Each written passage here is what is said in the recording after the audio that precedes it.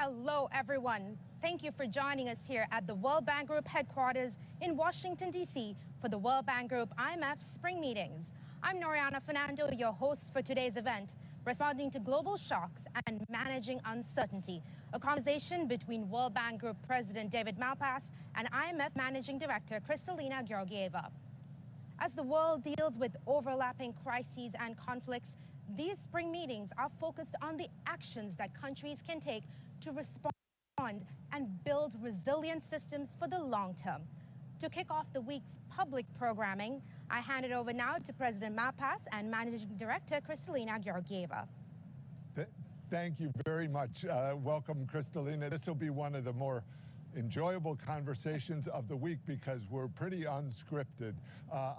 We have crises going on around the world. I know you just put out the World Economic Outlook forecast this morning, so I wonder how do you see things from the macro standpoint? And then we'll also, I know, be talking about Ukraine, about the need for food security worldwide and other topics. But WEO came out?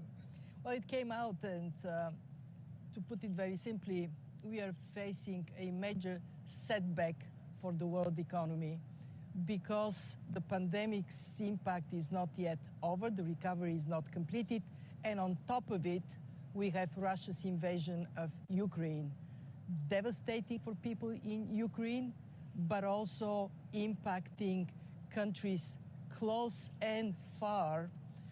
When we look at the numbers, the growth projections for this year, 3.6%. This compares to 6.1% in 2021, when the recovery was picking up momentum. And what is very troubling is that this negative impact of the war goes to so many places. We are downgrading 143 countries. This is 86% of global GDP. And on top of it, we have inflation speeding up. It is driven now by continuous supply chain interruptions, and we need to remember that China has been closing down big cities because of COVID, but it is driven so much because of energy and food prices, as well as some of the metals going up, fertilizer prices going up. That is our toughest moment, to have growth down when we want it to go up and inflation up when we want it to go down. And if you translate this into human terms, what does it mean? People's incomes down, hardships up. And in that context, we also recognize that we have two other problems. One is risk of fragmentation.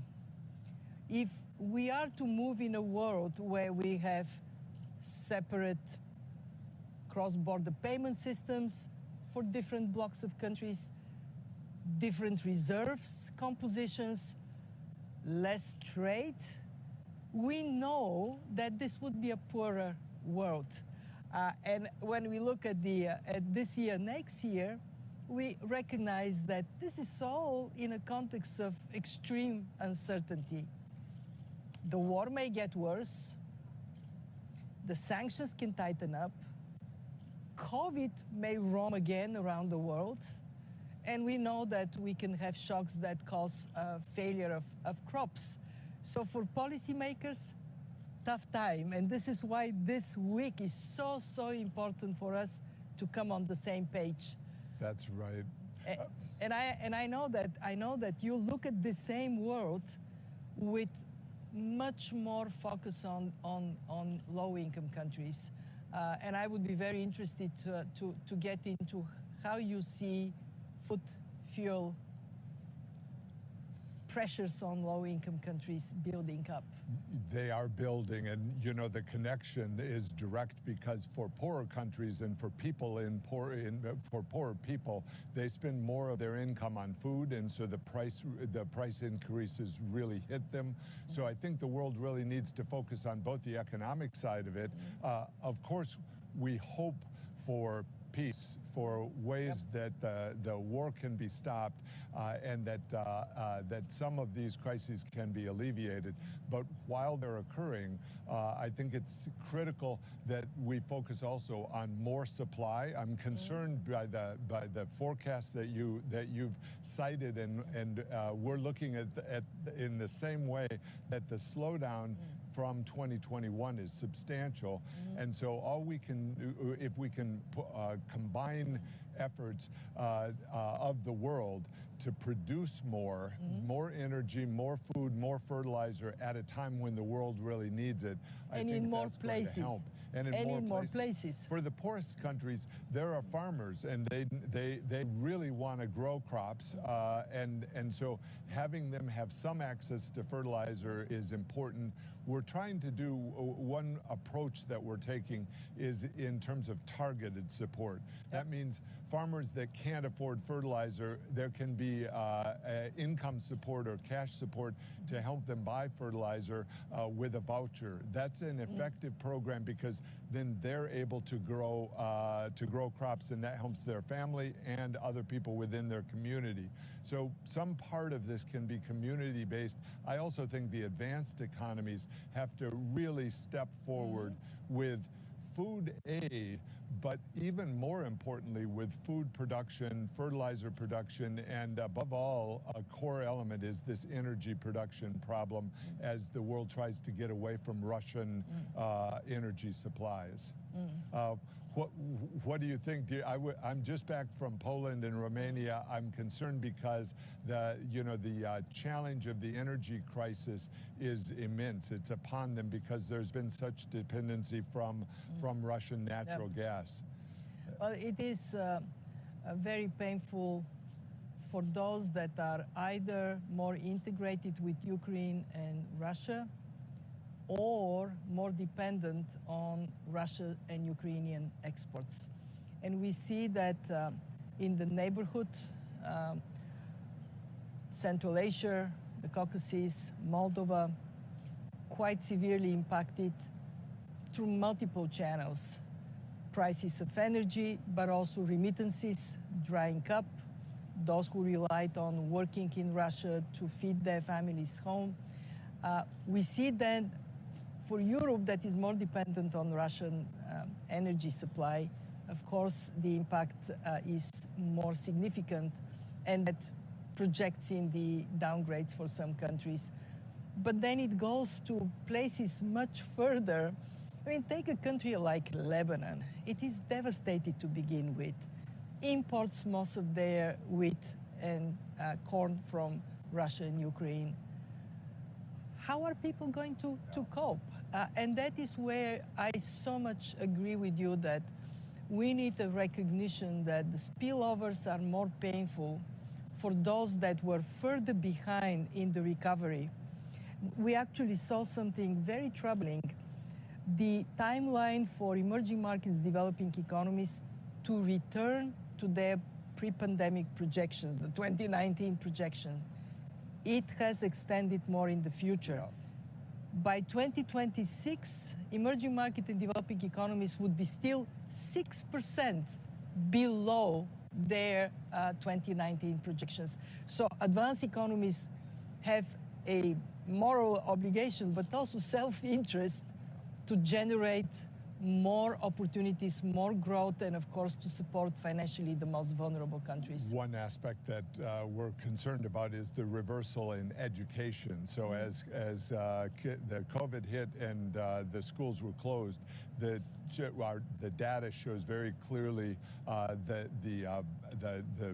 backsliding in education and literacy. We have numbers that we're able to track, so it comes in, the data comes in late, but we are afraid we're now above 70% of the children in the low-income countries are not able to read a basic text at 10. So the reading literacy has gone downward, and that is very hard to recapture. So it affects the whole world. It really is a global resource if children can read.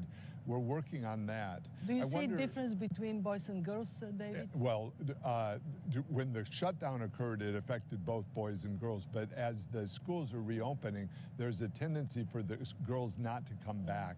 And so we're getting this double whammy, this really severe situation where girls were already sometimes being excluded from higher grades, and now they're not invited back. That's of course a big problem in Afghanistan, but it's one that affects developing countries. I wanted to turn, or not leave our issue of market access, and one of the most important things that the advanced economies could do for the developing countries is provide market access. So I hope as we face this food crisis, we see, I would love to see announcements coming out of the advanced economies that they've opened this market or this market to more competition, to more competition from developing countries. I was in Senegal, you know, 2 weeks ago. They make peanuts, but their primary customer for peanuts is China, way far around the world.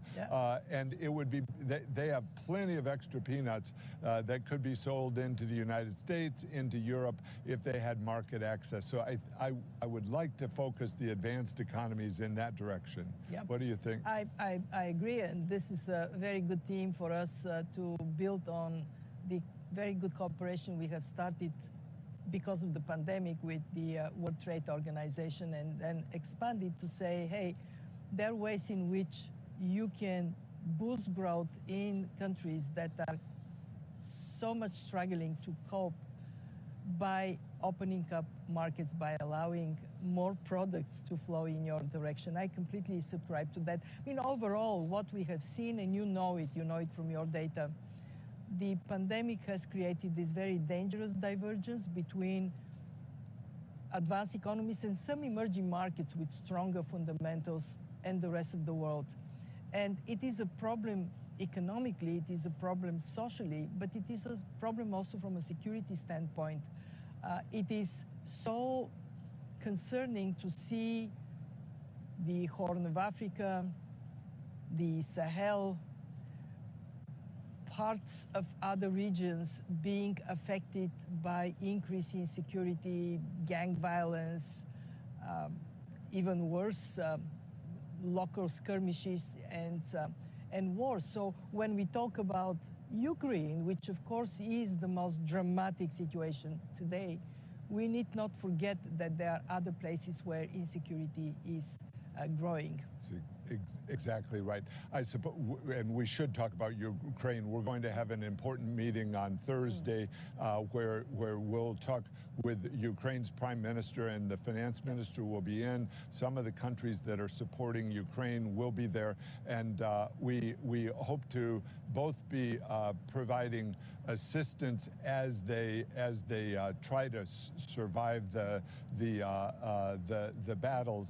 I mean assistance, for example, to hospital workers, and the World Bank has been very quick in some of the immediate response. But then we'll also be looking at what could a rebuilding phase look like. How could it be done most effectively? I know you know a lot about this. You were born in Bulgaria. You know how hard it is to move forward into a new economy. Any thoughts on the reconstruction in Ukraine?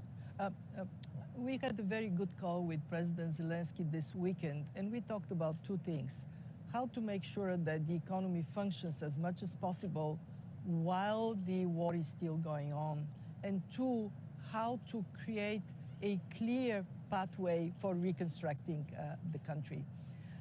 On the economy functioning, I want to praise the economic team of Ukraine.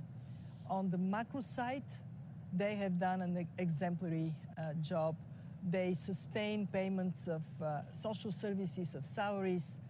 They aim to recover normal functioning of the economy whenever there is a chance. I have family in Ukraine, in Kharkiv, and they tell me something that I shared with the president, that they are now having work done to plant trees and flowers and clean the areas where bombing is not taking place. Why? To bring that sense of normalcy to people.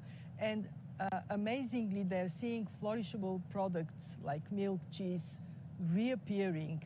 So it is important for everybody that is listening to us to recognize that there is war, but there is also part of the country where people go to work, farmers continue to provide absolutely critical food supply for the country, and we have a duty to support Ukraine during the next couple of months. We are discussing what would that mean in terms of financing. As you know, we have provided $1.4 billion in emergency financing to make sure there is this buffer for Ukraine, but more would be necessary.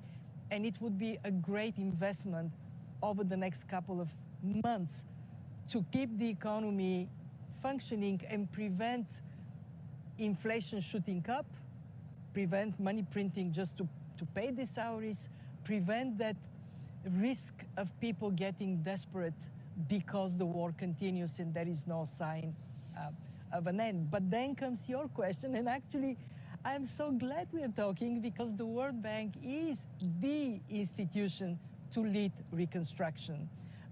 From us, from the fund, we would do everything we can for balance of payment support, for effective budgetary provisions, and then of course quality of spending.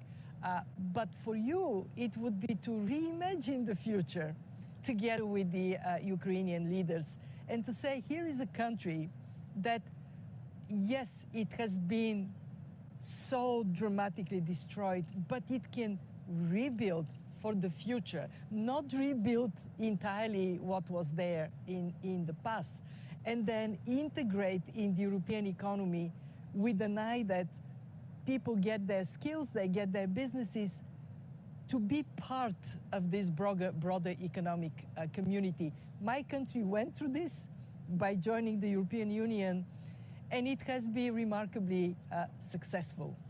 I was just in Poland, and they went through a process starting really in the 1970s and into the 80s of trying to plan their future even while they were under communism. Yep. And so that becomes important. What is the plan, and how is it based on some market structures? They were able to have a stabilization of the currency, and I know Bulgaria, that was an important element of the success there. And so that will be one of the challenges for Ukraine. I think also the debt burden has to be worked through and reduced substantially. Yep. That'll be an element. And then the supply systems, if we can call it that, it's the how does land titling allow the agriculture sector to really prosper. We think infrastructure is going to be a big part of the equation, because people forget how important logistics are for farmers. They have to move their crops to market, and with right now the Black Sea is closed in, and that's created an obstacle for the whole world.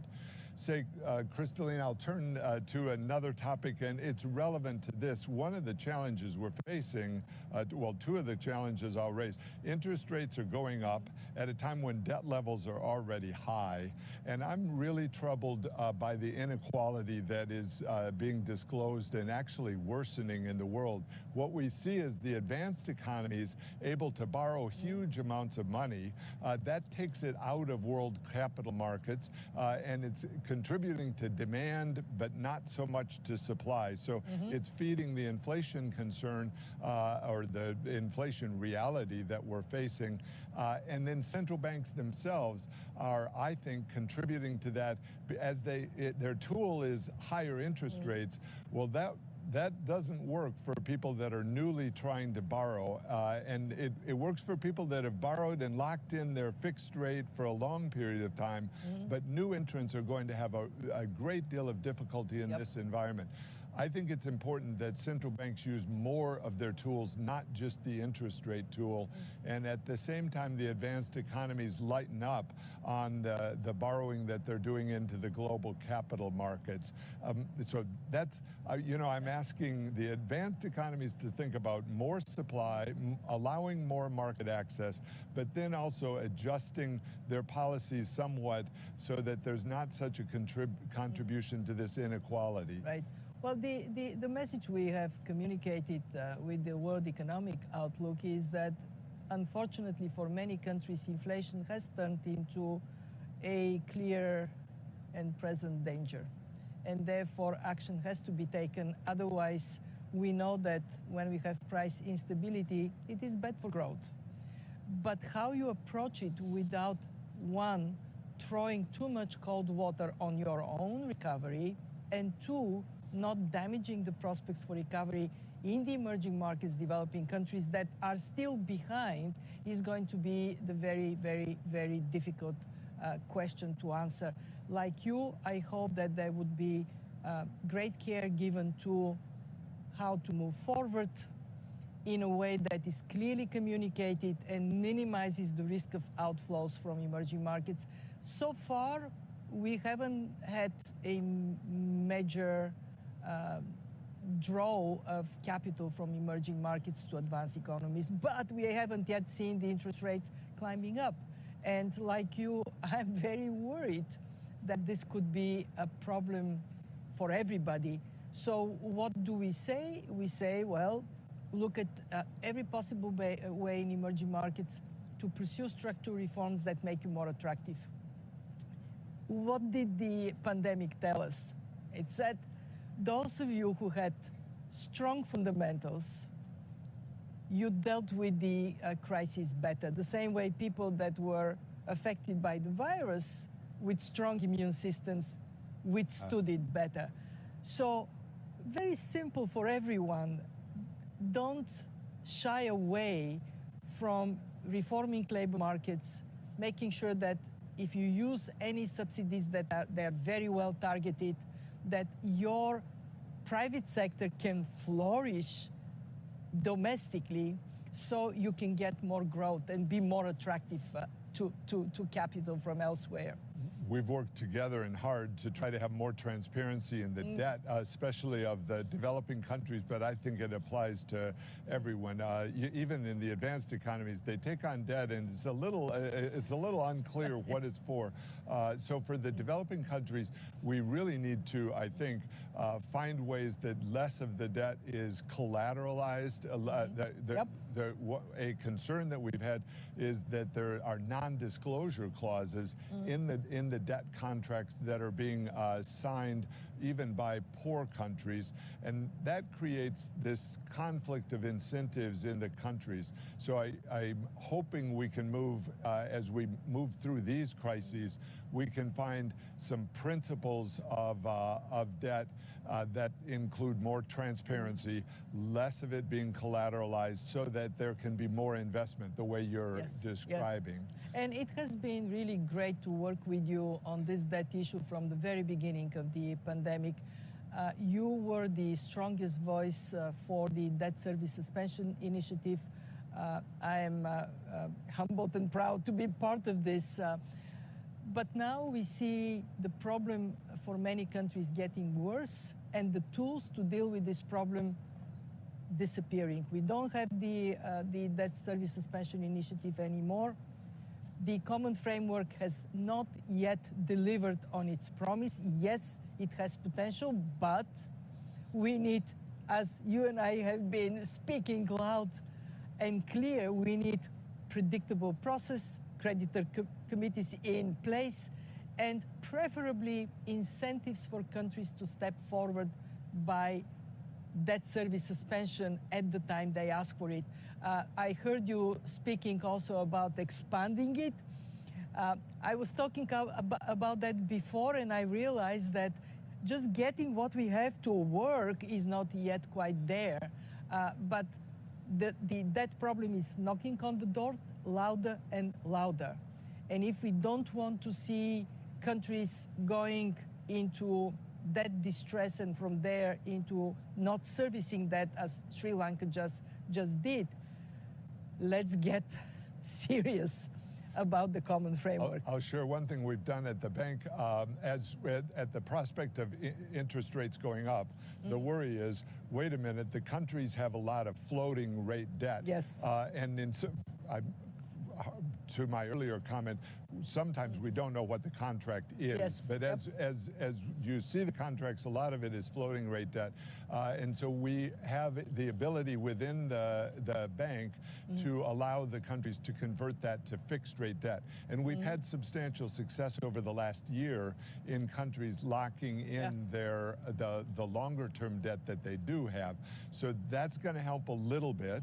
Also, we are providing net positive flows to a lot of the developing countries. So that in a way helps their situation. So that allows us to focus more on the private sector, which has issued a lot of debt that is not well positioned for the current environment. I think there needs to be relief on that front. And some of the official creditors have large amounts outstanding that need to really be considered.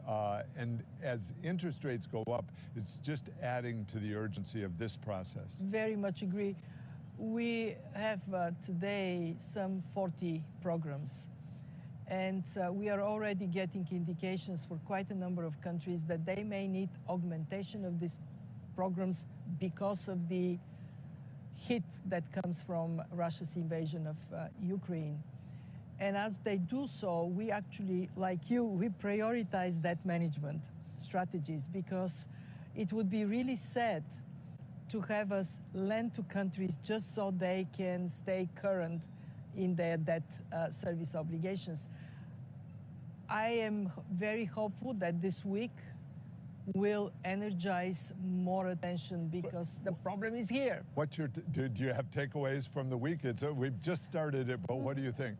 Well, I think the three takeaways from how we are stepping into the week. One, the soberness with which ministers and central bank governors engage, and their determination to concentrate on the really big ticket items, inflation. What do you do about it? How do you prevent harming your economy of others by taking maybe oversized action? But how to also prevent being too slow on the uptake and then inflation gets out of control. The question of the war in Ukraine and its implications, the spillovers. Luckily, some of our leading voices like Secretary Yellen are talking about spillovers to poor countries. You know that the two of us were engaged on that particular topic of food security and also fragmentation. How would the world look like if it broke apart? If it breaks apart. How can we prevent this from happening? You know, one of my favorite lines is from U.S. Secretary of Treasury at the time of establishing the Bretton Woods. And he said, prosperity like peace is indivisible. So my message for the week, our action has to be indivisible as well. Together. Well, we talked, so we're I guess out of time, but we've talked about the need for more supply in countries both advanced and developing, finding ways to have more supply. And I think more tools to deal with inflation, and then working together, recognizing that prosperity is beneficial all the way around the circle, that should be a positive sum set of solutions that people come up with. Thanks very much. How do we do this? Thank you. Thank you, Kristalina Georgieva, IMF Managing Director. And we work together David, and that is a very, very good Your thing. office is closer than my office, right across the That's street. very true. Nice very to true. see you. And our teams are so united on what you just said, what needs to be done. Solutions, that's great. Solutions. Thank you. Thank you. Thank you very much, President David Malpass and Managing Director Kristalina Georgieva. Your discussion has provided us with insightful context and shedded light on the major issues that you and global leaders will be focused on in this coming week. You can catch all of our public events on World Bank Live and IMF Live channels.